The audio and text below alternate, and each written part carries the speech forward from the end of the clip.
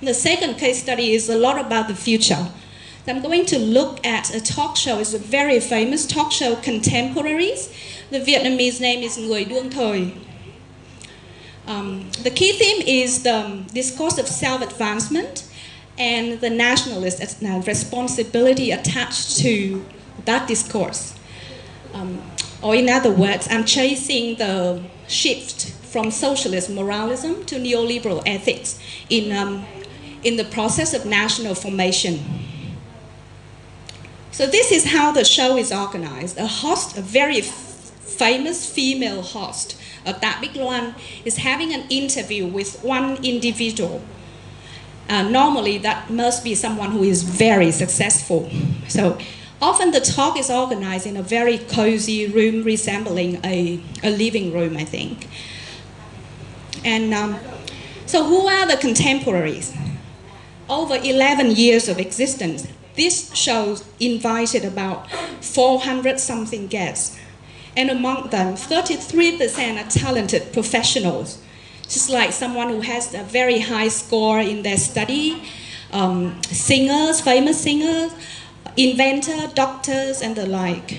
They have also invited about 30% of business people, ranging from small startup business to big international CEO. About 13% are people with a philanthropist purpose, often related to those with a disability.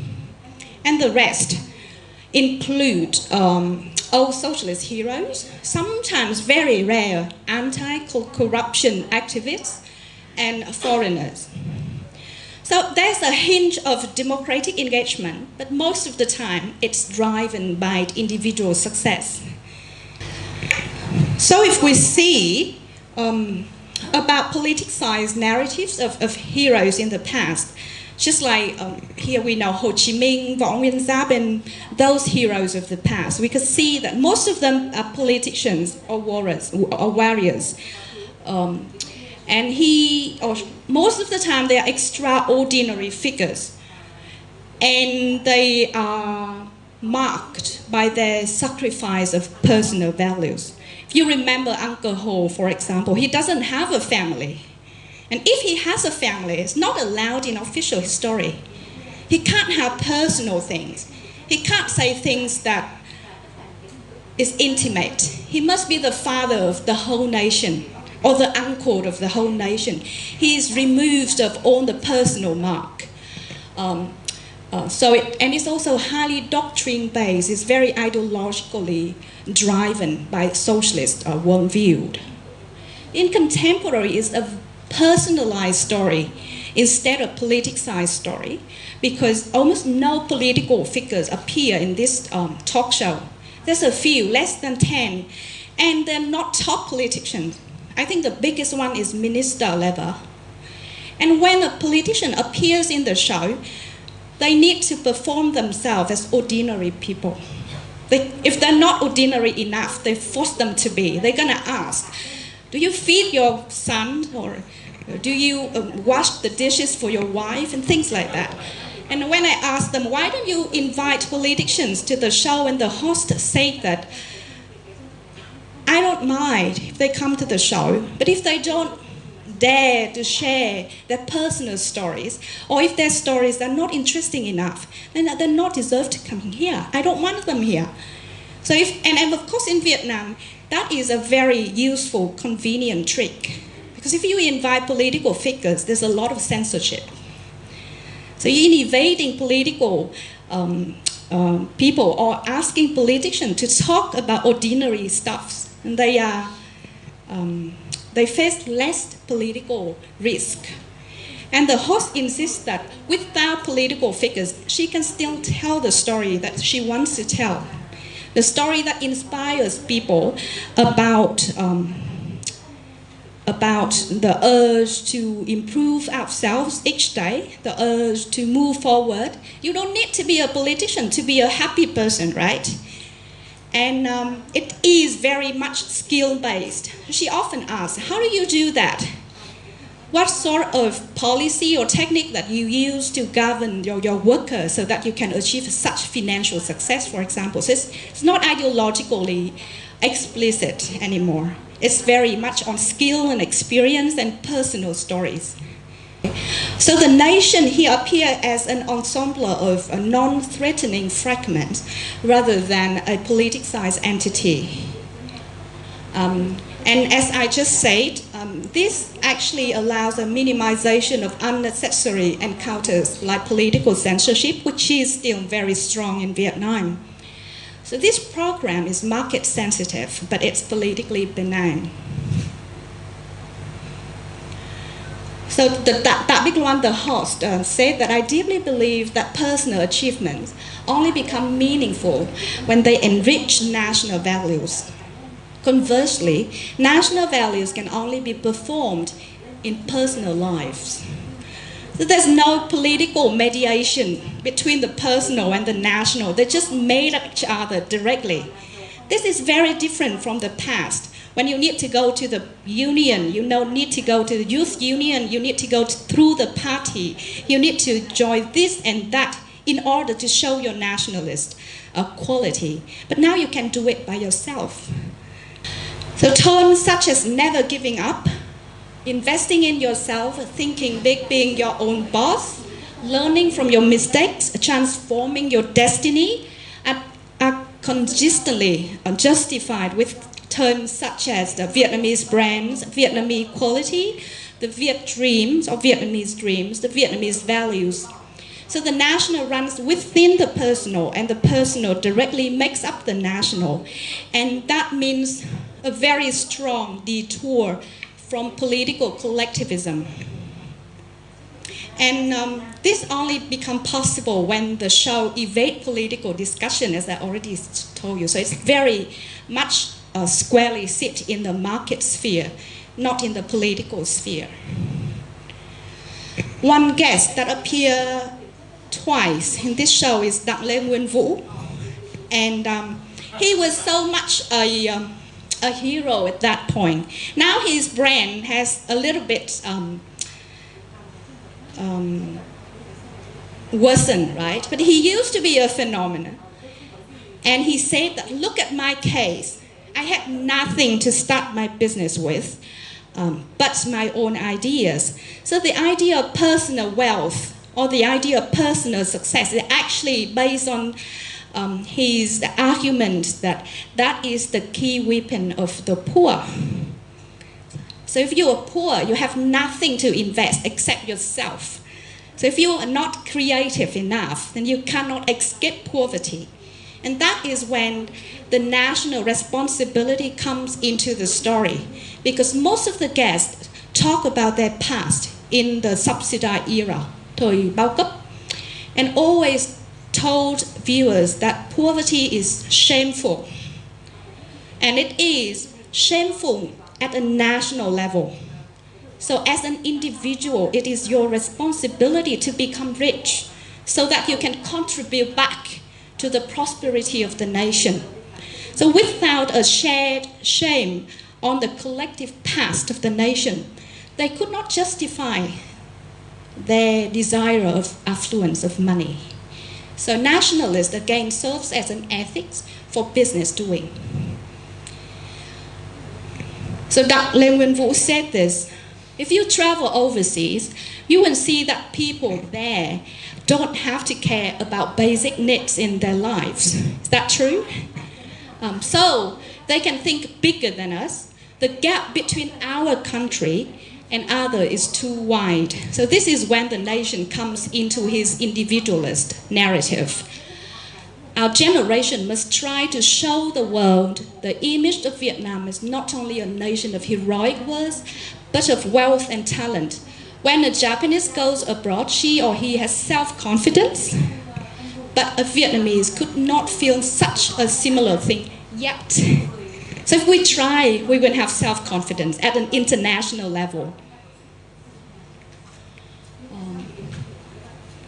So the new nationalist logic is like, we see a very strong hunt, a very strong obsession about belatedness. And national belatedness is seen as a personal quality. When you travel overseas, you can't be confident because your national origin is not good enough. So if you want to change this, you have to invest in yourself.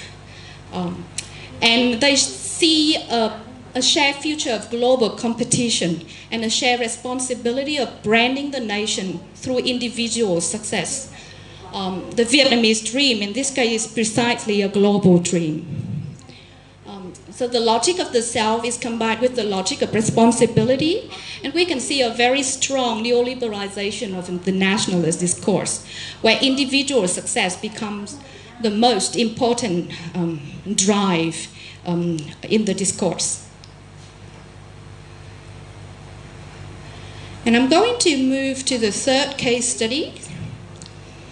This is my most favorite one because it's so touching. So every time I watch it, I cried.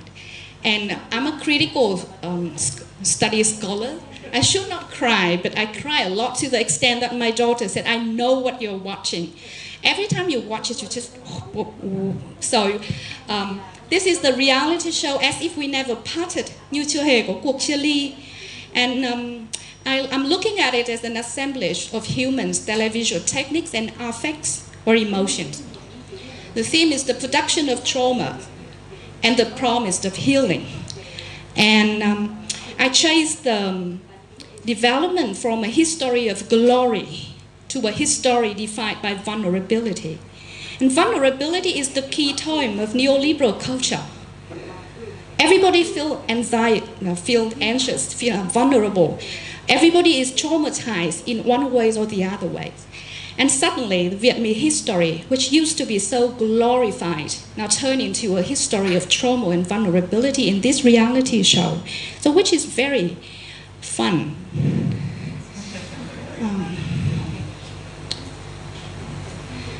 A bit about this show.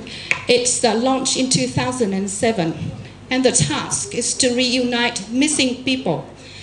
And because of a history of political turbulences in Vietnam, most of the missing people were related to past political violence or the collective condition of poverty in the past. So there's a lot of real-life materials for this reality show. We don't have to fake it, it's everywhere. There has been about 70 search requests, and until today, about 700 cases of successful real unions. So this show combines actual television, live television announcements by real missing people, and a website, a hotline, and a team of volunteers, and a professional team of detectives. So I'm going to tell you, among the 700 cases of real unions, the story of Mrs. Ngọc. The Mrs. Ngọc is a Viet Cong nurse, and she worked in the Central Highland in '71. And one day the Southern Army came and kidnapped her daughter, who was 3 years old. A few days after that, the Southern Army came back using helicopter and distributed a lot of documents saying that you need to surrender so that I will release your daughter. In this document, the daughter appears in a very weird photo. She doesn't have any hair. She used to have long hair, but after 3 days, she didn't have any hair. 34 years after that, they tried to find her in all possible ways, but she was nowhere to be found. When the reality show was on airwaves, the mother was one among the first one to come on live television to announce her case in tears. She said something like, if you have heart, you understand my pain. So she's a socialist hero, but she has deep pain that only people with heart can understand, not people with the same ideological purpose. And on the day that she's on television, the daughter was watching television too. So she recognized herself and made a phone call to the television station. And a few shows after, they were reunited. And the mother met the daughter, and took her home and found her husband, and she had a very happy life at 34, 35, I'm not sure. So another story is from Mr. Việt. Mr. Việt is a southern boatman. In 1981, he decided to leave Vietnam. And when he was on the boat to Thailand, he was under a pirate attack. So after the pirate took every belonging, everything that he had, they took his youngest son, 3 months old. So when the family finally made their way to California, and when they settled down with a normal life in the US, the father started looking for the son across continent, searching. And through this reality show, he was connected to his lost son, raised by the pirates themselves. So the pirates kidnapped the son and become the son's parents. So there's a lot of pain going on and a lot of tear because his enemy, Mr. Viet's enemy, is now turned to be the son's most beloved protectors. So he was struggling in pain. So that's very nice to see, I mean, as something on television. So it's saying that this is a television show full of tear. Tear from the united people, tear from the audiences, and from the host. You see in red, she cries all the time. I think she's one of the best journalists in Vietnam. Because if it's not her, nobody can do this show. She was born in '63, grew up in the Vietnam War, go through the Soviet education, and she used to work as a news reporter. So she went throughout the country, and she has deep connection because this show is very politically sensitive. If it's not someone that can win the trust of top officers, it's very hard to make it possible. There's not much censorship because she intentionally evade political discussion. It's just narrative of tears. But the story of the past are all about trauma and vulnerabilities. Even if you are a loser or a winner, you're on the side of socialists or you're on the side of Saigon, you all come here because you have pain. If we cannot see each other in victory, we will see each other in pain. That's the narrative. And the feeling is the key thing of the show. It's just like Anna Gibbs say, bodies can catch feeling as easily as catch fire. So when I cry, and I just feel that it's my case already. It touches me. It moves me physically. So this reality show allows an embodiment of historical tragedies by using intimate memory provided by real victims, a blending of close-ups, sad music, and vintage photos, private memories as lived material of the national past. So I kind of see as if we never parted as a biopolitical technology of affect that intervened in the process of national formation in Vietnam. And we see the formation of the national biography, but no longer glorified, but traumatized, marked by individual pain. Real face, real name, real feelings. The viewer could recognize the past that much predating their birth. And national history is entwined with intimate biography. This is something very different because the history in the past, you see everybody looks the same, identical. And if you exist at all, you exist for the collective cost. You exist because the history needs you. And even in the case of the socialist mother, she had Mrs. Ngọc. She has been awarded a lot of medals and awards from the state. So if she's part of the history of glory, then she's the winner. But in this case, she appears as just a mother. I'm nothing. I'm just a mother. If you have a heart, you understand me. And we also have a pathocartography of the nation, thanks to the use of travelogues, because in the rescuing process, a cameraman always follows and allows viewer to embody the views of the rescuers. And when you go from this to that to this to there to rescue or to unite missing people, you kind of embody the national geography. But that map is already entwined with your private feeling, and it's this traumatic feeling. It's not proud. So in saying that, I mean there is a process of privatization of trauma.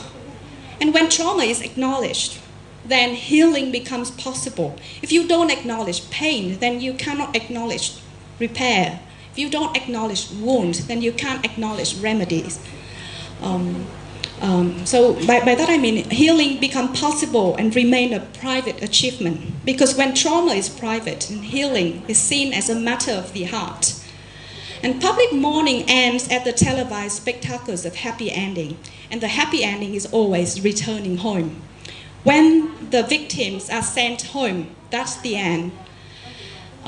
So we see home as an idealized space of emotional compatibility, where ideological, hostile, and past conflicts resolve. Bypassing political justice and personal love emerge as agents of change.